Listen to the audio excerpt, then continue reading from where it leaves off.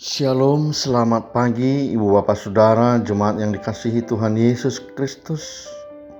Mari kita memulai ibadah hari ini, Jumat 29 Juli 2022. Mari kita awali ibadah kita berdoa. Damai sejahtera dari Allah Bapa dan dari anaknya Tuhan Yesus Kristus memelihara hati dan pikiran. Amin. Dengarkanlah firman Tuhan renungan untuk kita hari ini, tertulis dalam kitab Injil Yohanes pasal 10 ayat 10. Pencuri datang hanya untuk mencuri dan membunuh dan membinasakan. Aku datang supaya mereka mempunyai hidup dan mempunyainya dalam segala kelimpahan. Ibu bapak saudara yang dikasihi oleh Tuhan Yesus Kristus, sudah terang bagi kita bahwa Allah tidak mengajar kita. Dia tidak pernah berkata bahwa hidup kita terbebas dari masalah. Tuhan Yesus malah mengatakan, dalam dunia kamu akan menderita penganiayaan. Hapor suhodo jabarmuna di Portibion. Artinya sebagai orang Kristen, bahkan kita akan mengalami penolakan atas dunia ini. Si iblis yang adalah ilah atas dunia ini akan melawan dan membinasakan kita. Ketika hal ini terjadi, mungkin banyak orang Kristen berpikir, kok ini bisa terjadi? Kita sebagai orang percaya, mengapa harus menderita? Kok Tuhan mengizinkan dan membiarkan penderitaan dan masalah menimpa orang-orang percaya? Atau kita mungkin berpikir, apakah Tuhan yang memberi penderitaan dan tekanan, bahkan ini menjadi sebuah hukuman? Saudara-saudara, firman Tuhan hari ini menjawab pertanyaan di atas. Pencuri datang hanya untuk mencuri dan membunuh dan membinasakan. Itu adalah pekerjaan iblis. Segala penderitaan yang terjadi di dunia ini, bahkan jatuhnya manusia yang pertama itu dan dunia ini ke dalam dosa, adalah pekerjaan iblis. Rasul Petrus sudah mengingatkan juga dalam 1 Petrus 5 ayat 8 mengatakan, sadarlah dan berjaga-jagalah, lawan si iblis berjalan keliling sama seperti singa yang mengaum-aum dan mencari orang yang dapat ditelannya.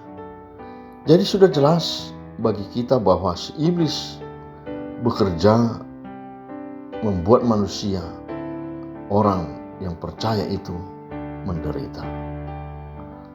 Sekarang sebagai orang percaya kepada Tuhan Yesus Kristus, tentunya kita tidak dibiarkan sendiri melawan si iblis. Firman Tuhan hari ini menjadi jaminan bagi kita. Aku datang supaya mereka mempunyai hidup dan mempunyainya dalam segala kelimpahan, kata Tuhan Yesus. Untungnya kita memiliki Tuhan yang sungguh hebat dan amat baik. Tuhan Allah di dalam Yesus Kristus menjadi perisai hidup kita, sumber dari segala berkat dan kekuatan dalam hidup kita.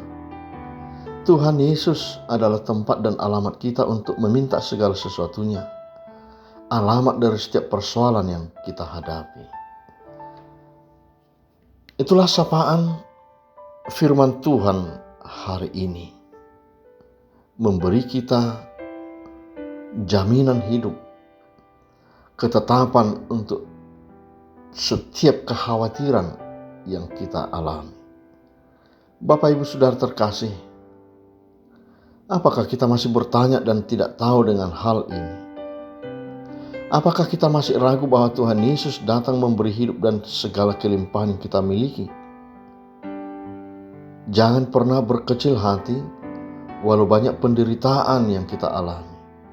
Jangan pernah berkecil hati walau ada kegagalan yang pernah kita alami. Jangan pernah berkecil hati walau kita ditimpa mengalami sakit penyakit. Tapi yakinkanlah dirimu, Allah di dalam Yesus Kristus tidak pernah meninggalkan. Pos maroham, nungatalu hubain portibion, ninna Tuhan Yesus. Pemazmur mengatakan, kemalangan orang benar banyak, tetapi Tuhan melepaskan dia dari semuanya itu. Mazmur 34 ayat 20. Cukuplah Adam dan Hawa dalam tragedi Taman Eden menjadi pembelajaran berharga bagi kita ketika mereka diperdaya iblis, ketika mereka mengiyakan, tergoda oleh rayuan iblis. Hari ini, mari dengan kuat dan kokoh berpegang pada Tuhan Yesus sebagai sumber hidup dan segala berkat yang kita terima. Tuhan Yesuslah sumber dan alamat setiap doa dan keinginan dan permohonan kita. Berharaplah hanya kepada Tuhan Yesus. Dia akan menjawab segala doa dan permohonanmu. Percayalah. Amin. Mari kita berdoa. Allah Bapa dalam Yesus, terima kasih Tuhan. Kami yakin dan percaya Engkaulah Tuhan, sumber dari segala berkat kehidupan kami. Kami yakin dan percaya Tuhan memberikan kami segala hidup yang sesuai dengan kehendak Tuhan. Dan bahkan dengan kelimpahan Tuhan berikan bagi kami. Terima kasih Tuhan. Berkatilah kami semuanya.